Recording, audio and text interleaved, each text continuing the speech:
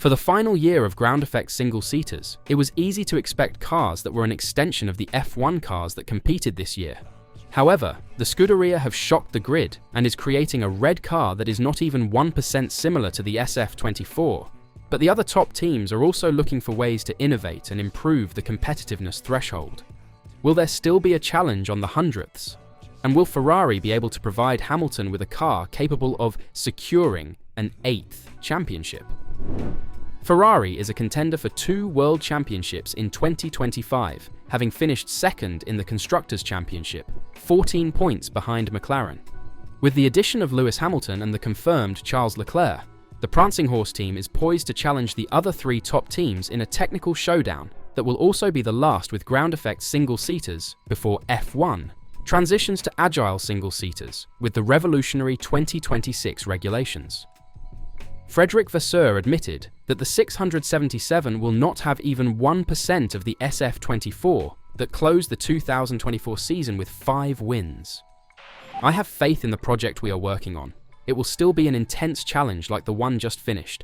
We saw it again this year, with 4 teams fighting for poles and victories, and it will be the details that will make the difference. Track, temperatures, tyres, and attitude.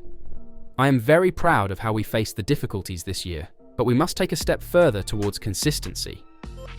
The feeling was that with the technicians busy studying the 2026 single-seaters in the tunnel starting January 1st and making a clean break from today's F1, we would have seen the championship come to a close with the ground-effect cars, which would have been nothing more than evolutions, perhaps pushed, of the 2024 cars.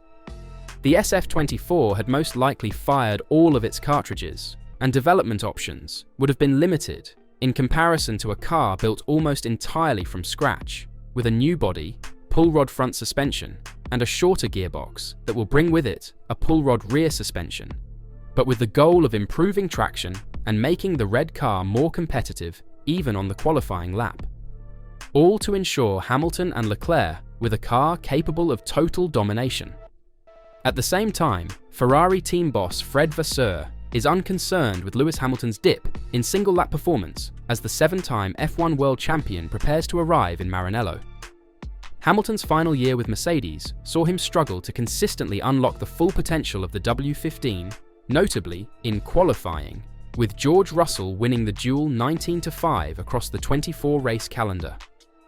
It led Hamilton to lament during the Qatar GP weekend about his struggles, with the 7-time F1 World Champion saying, "I'm just slow, same every weekend. Car felt relatively decent, no issues, and not really much more to say."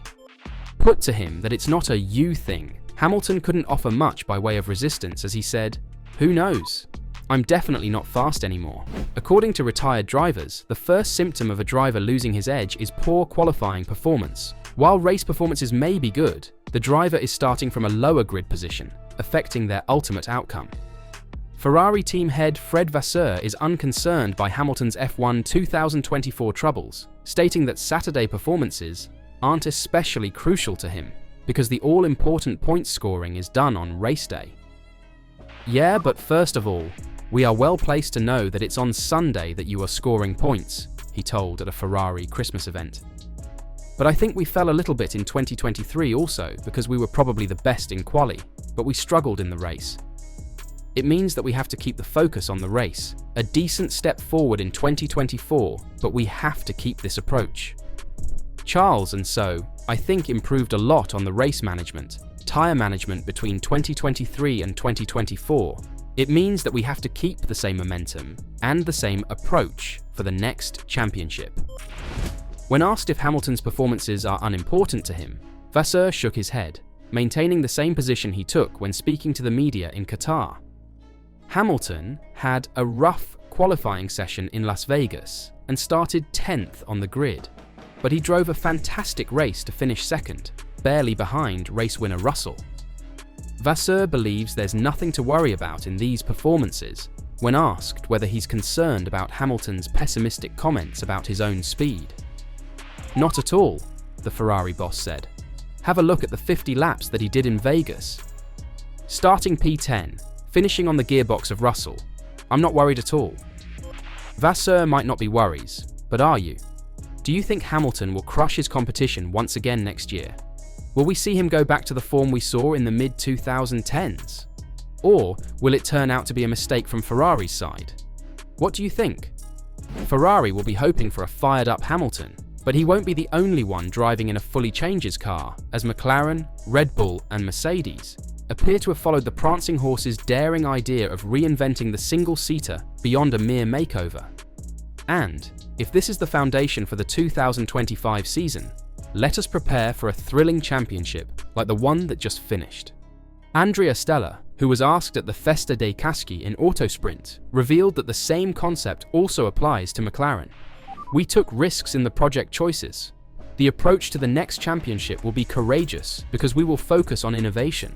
During the summer, when we approached the 2025 car, we decided that we need to make a leap in quality if the ambition is to also aim for the driver's title.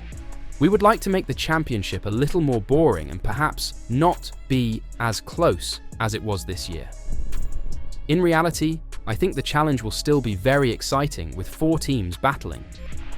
Stella's call definitely extends to Red Bull and Mercedes. Christian Horner, Milton Keynes' team principal, mentioned an RB21 that will arrive before certain competition, the first single-seater since the RB2, with no participation from Adrian Newey, who has opted to continue his career at Aston Martin. The new single-seater will have fewer design challenges than the RB20, which lost technical leadership to McLaren this year after a heated competition with Ferrari. The Milton Keynes team's staff, led by Pierre Wache, is working hard to resolve the issues that have plagued them since mid-season. Max Verstappen's 2 victories in the last 4 races have provided some indication of this trend. The 4-time world champion had plainly highlighted that the RB20's faults had been detected, but that we would have to wait for the new car to solve them. Anyone who believes Newey's departure marks the end of a technical cycle at Red Bull will have to reconsider, at least for the 2025 season. Enrico Balbo, the Italian aerodynamicist from Milton Keynes, will combine his ideas with a cooling system for the Honda power unit that is less extreme than the 4-stage one seen this year, resulting in a car that will break away from the RB20. The goal will be to propel Verstappen to his 5th world championship in a row, giving credence to those who believe Red Bull is not doomed to fade away like snow in the sun, following the upheaval that the team experienced in 2024 as a result of the violent controversies that involved, but did not overwhelm, Christian Horner. And Mercedes.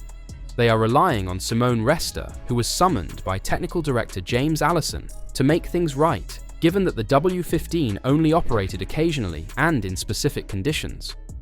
The Imola engineer reunites with the English technical director, whom he had grown to respect during James's time at Ferrari.